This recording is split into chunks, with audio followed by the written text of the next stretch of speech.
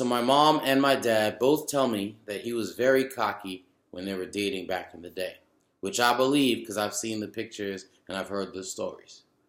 But these days, my dad is more like a Mufasa figure. He's very humble and he gets uncomfortable when people compliment him. So, the other day I did a video where I was talking about how much I love my mama because it was her birthday. But I'm not going to do that for my dad because it'll make him uncomfortable. Instead, I decided to do just one example of an incident that I remember. And because of my father's humility, I will give you the smallest example I could think of anything he's ever done in my entire life that I remember that made an impact. I was like, all right, I got a pretty good dad, right? This is a small example, all right? Here we go. And this is gonna run long, and I don't really care because this video, for once, is not for you guys. It's actually for me and Poppy, right? Here we go. When I was a kid, I was really good at sports. I'm still really good at it. I'm basically good at anything that I pick up. I'm very athletic, all right? I won. I was voted most athletic in middle school, and I broke records in football and softball and soccer, whatever. Didn't matter. But my dad couldn't make it to any of those games because he had a jobby job, an important job. He was the chief information officer for the local branch of Miller Brewing Company. So he couldn't make it to a 4 o'clock game for his kid. Now, did I care? No. All right? Now, while I'm scoring touchdowns and hitting shit at the park and, doing all that stuff, I knew that he was just at work trying to, keep food on the table and keep me in private school and do everything that a real dad does. So I never resented it. I understood it. Never got mad. So, fast forward. Well, actually, let me say this. I'm going to say this part. Poppy, even though we joke about this to this day, even if I were to try to say, oh, what was me because my dad didn't come to my games, that's absolutely ridiculous. Because you know what? Do you remember that you and I played tennis countless times when I was in high school? Do you remember that we played racquetball so many times? You took me to the racquetball course with Chuck Prince. Not racquetball course, but the racquetball courts with Chuck Prince, like basically every weekend with Damien, like when I was a kid. Do you remember how much ping pong we played together and you taught me to be the ping pong master I am? I think I still could beat you, even though you can do that one thing that I don't know how to do, that reverse thing. So that would be a completely insane, stupid argument. So my dad was a hands-on, I'm there for you dad.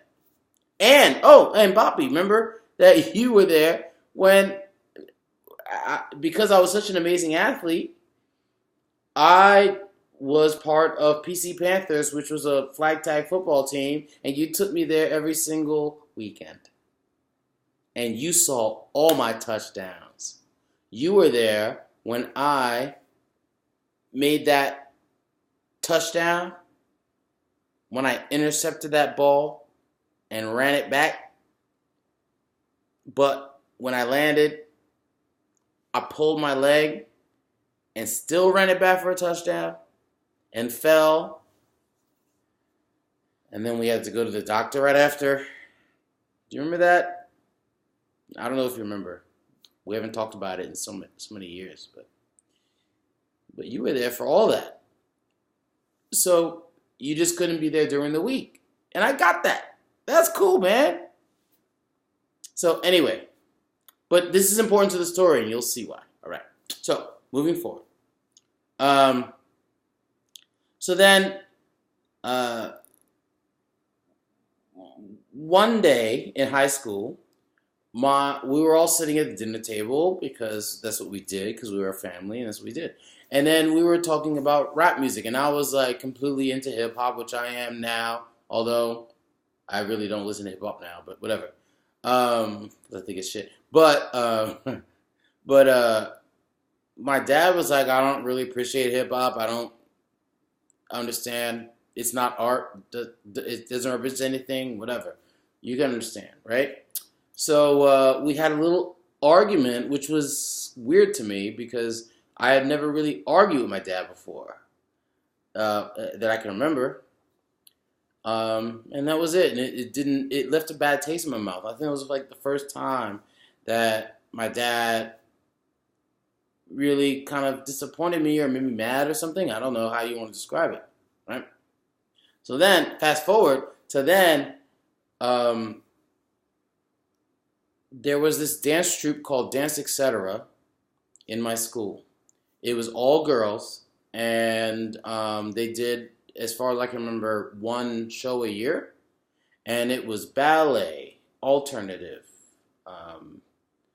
jazz, basically every type of dance you could think of, and it was beautiful. And you would get to see your fellow classmates in a completely different light. And they did this hip hop thing when I was a freshman, and I was like, nah,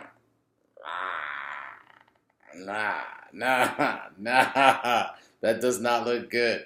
No, and because I was one of 6 black kids in my class, and I was like, they're not doing that right. So then I was like, okay, I'm gonna join this thing. So then I went to the woman who ran it, which was named Barbara Gooden, And let me tell you something about Ms. Gooden. I remember to this day when I asked her and I said, Ms. Gooden, is there a rule against men being in Dance Etc.? And she said, no, there's no rule.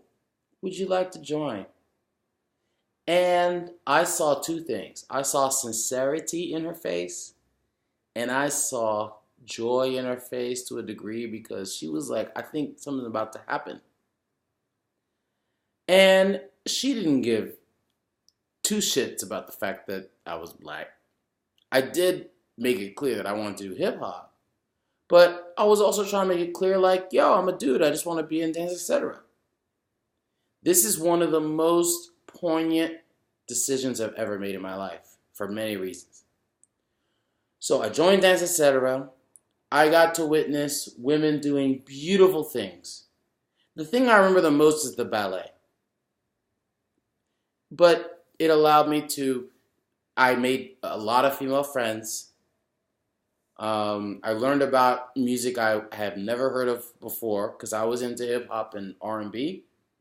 And to this day, that has helped me branch out to listening to all types of music. Had it not been for Dance Etc., I wouldn't have done that.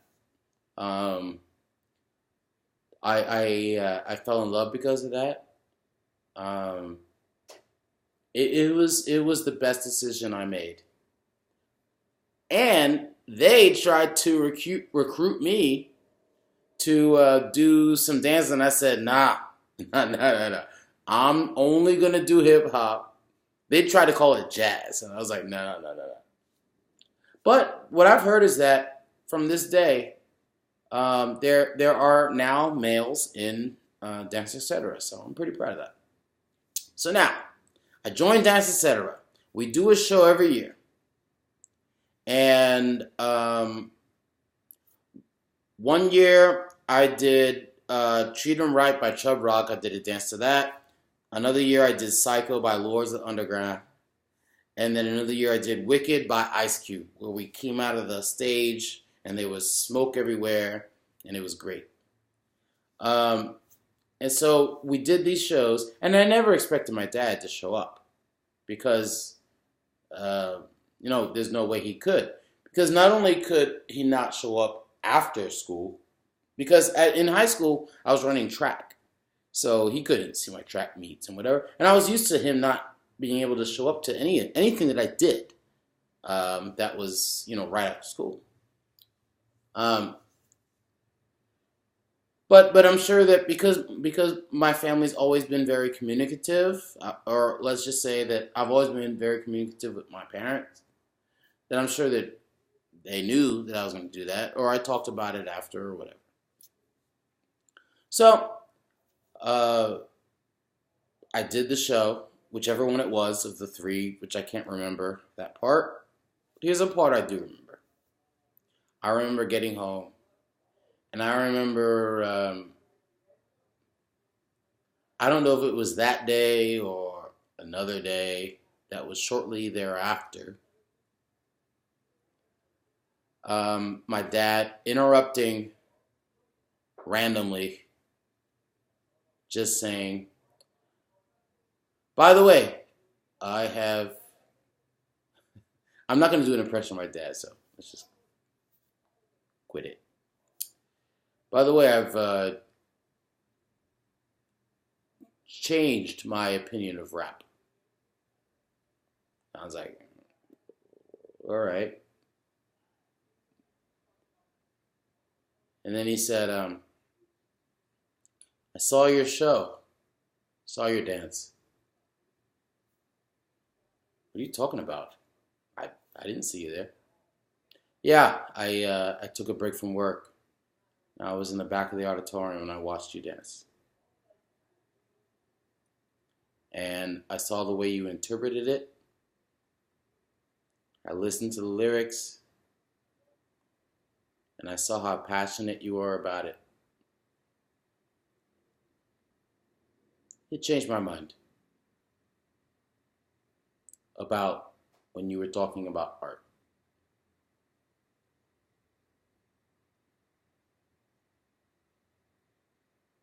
He said it quietly.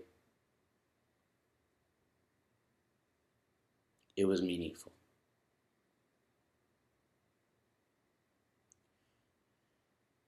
And this is the smallest thing I can think about that my dad did. I didn't even know he was there. I love you, Bobby. Happy Father's Day.